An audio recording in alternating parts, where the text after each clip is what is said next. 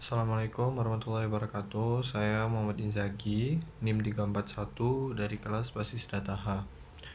Di video kali ini saya akan menjelaskan tentang ER diagram, konseptual, model, lalu mapping, dan juga physical model dari manajemen penjualan barang di toko.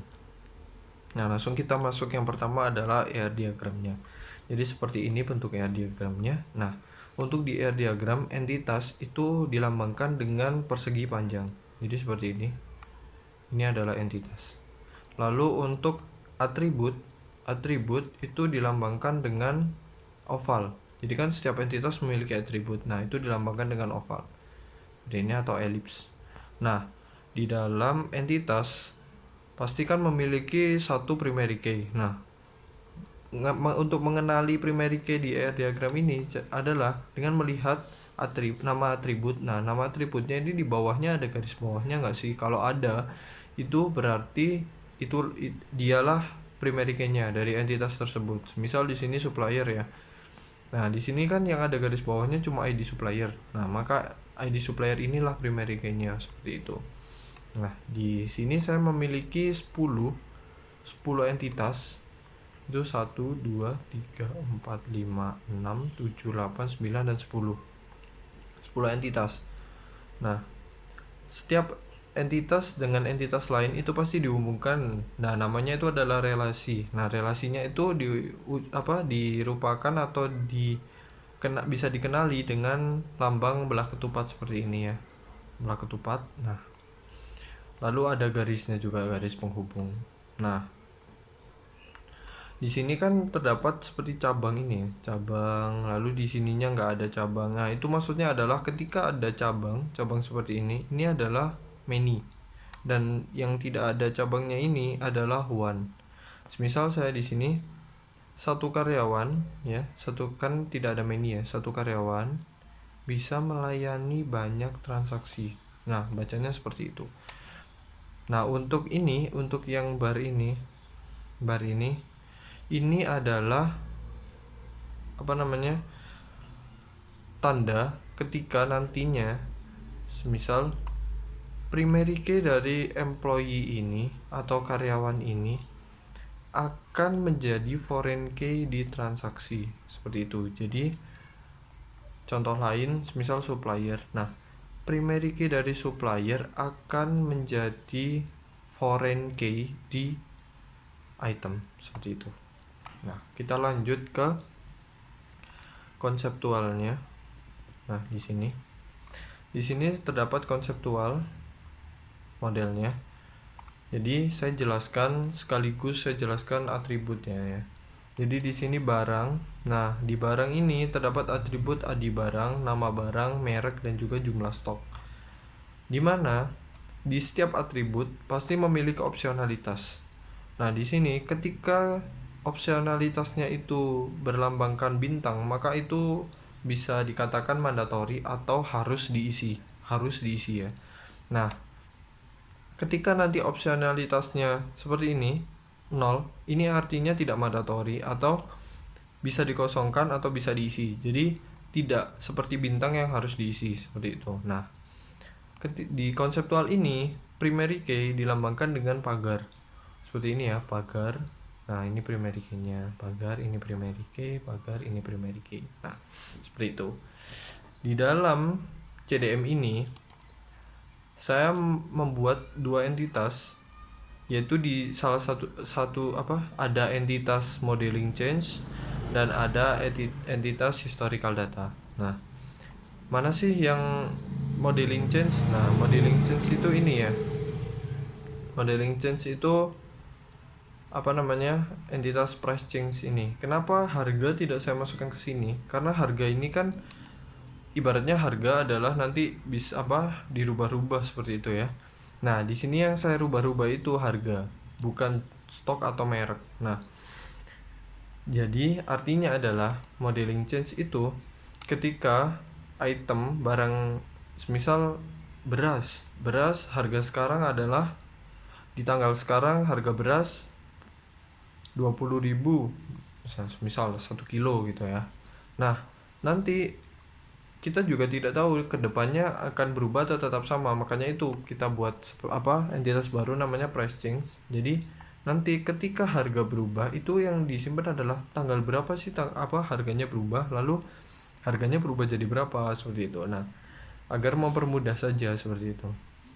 Lalu yang di sini ini adalah historical data. Jadi di mana historical data ini akan merecord gaji karyawannya. Nah, jadi di sini kan terdapat 3 atribut ya. Salary start date, di mana gaji awal karyawan saat masuk pertama kali itu berapa gajinya, seperti itu. Nah, yang kedua salary end date. Nah, yang ini kan opsionalitasnya tidak mandatori. Jadi end date ini yang dimaksud adalah ketika nantinya karyawan sudah berhenti bekerja di toko tersebut. Jadi ini ketika karyawan masih bekerja, maka salary end date-nya akan selalu kosong. Dan ketika nanti sudah berhenti dari bekerja di toko atau sudah tidak bekerja lagi di toko, maka itu akan terisi. Jadi gaji terakhirnya dia berapa, seperti itu. Nah, untuk gaji ini adalah gaji dia saat ini. Jadi semisal masuknya dia gajinya 1 juta, lalu gaji sekarangnya itu 2 juta. Nah, seperti itu. Jadi yang berubah-ubah nanti adalah di atribut gaji ini, seperti itu. Lalu saya jelaskan entitas lainnya seperti jenis barang ini. Jenis barang ini adalah entitas untuk mengenali jenis barang maksudnya kayak semisal kalau menurut saya contohnya di barang beras, telur, mie, gula, seperti itu jenis barang sembako, seperti itu. Jadi di dalam jenis barang sembako ini ada banyak barang. Lalu supplier itu adalah orang yang ya seperti menyuplai barang ke toko kita gitu. Nah, di sini ada ID supplier, nama supplier, dan tanggal supply-nya.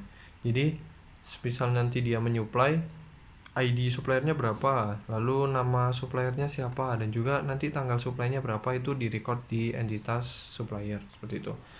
Lalu ada customer ini pembeli, lalu ada direcord juga ID pembelinya berapa, nama pembelinya siapa, alamatnya di mana, nomor teleponnya di mana, itu direcord di entitas customer. Lalu ada karyawan.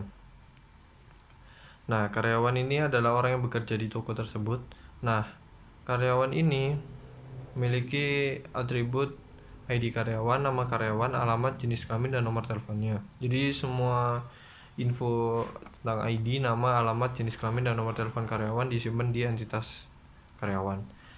Nah, lalu di sini ada bentuk seperti ini. Ini adalah arch. Nah, yang tadi part time dan full time. Jadi karyawan bisa memilih ingin bekerja part time atau full time, seperti itu. Tidak bisa memilih keduanya. Lalu ada ini salary history, yaitu historical data tadi. Lalu ada transaksi.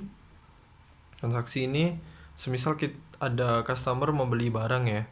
Jadi membeli barang itu disimpan di transaksi. Jadi ID transaksinya semisal saya 1, semisal tanggal transaksinya hari ini, jumlah belinya berapa barang, 4 misal seperti itu, dan total harganya berapa. Nah, itu disimpan di entitas transaksi seperti ini. Nah, saya akan mencoba di sini gimana sih membuat artnya nih. Nah, caranya adalah kalian klik ini, kalian tekan kontrol, kalian pilih seperti ini ya. Nah, nanti di sini atau di sini itu akan muncul seperti in art, seperti itu. Jadi kalau ini kan saya full screen ya, coba saya close full screennya. Nah, maka di sini kan ada new arts. Nah, ini kalian klik seperti ini, kalian pilih ini lalu ini.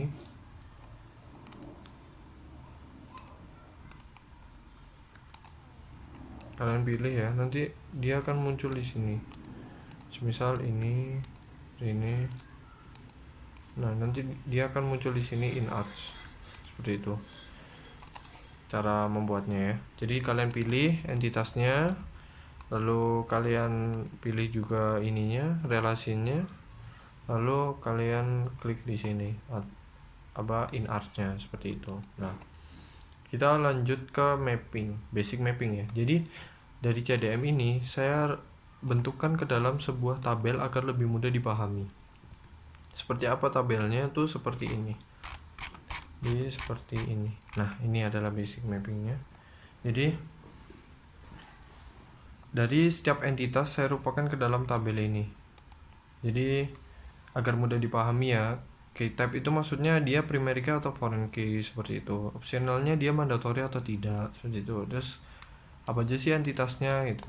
Nah, seperti itu. Saya ini barang, ini jenis barang, price change, semuanya saya jadikan tabel ya agar lebih mudah dipahami. Nah, relationship mapping ini adalah bentuk tabelnya dari physical model. Nah, saya lihatkan dulu fisikalnya seperti ini ya, fisikalnya ya. Ini fisikalnya, jadi yang tadi dari konseptual akan dijadikan ke fisikal. Nah, seperti ini. Nah, tadi kan saya bilang entitas saya 1 2 3 4 5 6 7 8 9 10. Nah, di sini kenapa ada 11? Karena tadi relasinya bernilai many to many. Ini ya.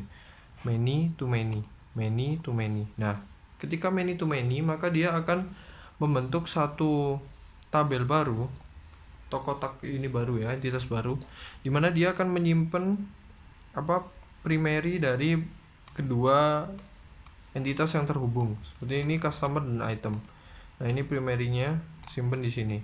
Nah, selain many to many, dia tidak akan membentuk entitas baru. Nah, lalu dari physical ini saya rubah atau saya implementasikan ke dalam tabel seperti yang konseptual tadi agar lebih mudah dipahami. Jadi saya jelaskan di sini dulu. Di sini item memiliki primary key-nya ID barang, atributnya ini, lalu ditambah foreign key dari setiap entitas yang terhubung dengan entitas barang. Misal di sini ada supplier ID, ada jenis barang, ada transaksi, dan ada karyawan seperti itu ya. Nah, jadi setiap tabel yang tadi memiliki bar seperti ini, dia akan memiliki primary key dia akan memiliki foreign key, di mana foreign key ini adalah primary key dari entitas yang terhubung dengan entitas barang. Jadi di sini kan yang terhubung kan supplier, jenis barang, terus transaksi, lalu ada juga karyawan, lalu ya seperti itu. Dan yang ini, nah di sini dia kan menyimpan ID barang ya, dia menyimpan ID barang karena tandanya itu ada di price change-nya, bukan di itemnya. Jadi entitas price change ini menyimpan foreign key, di mana foreign key-nya tadi adalah primary key dari dari entitas barang seperti itu. Nah, di sini juga bisa terlihat tipe data ya. Di sini ya, tipe datanya integer, varchar, panjangnya berapa dan sebagainya seperti itu. Jadi, lalu yang di sini itu adalah arch-nya tadi. Arch-nya tadi tetap ya lambangnya seperti ini ya, arch-nya. Ini.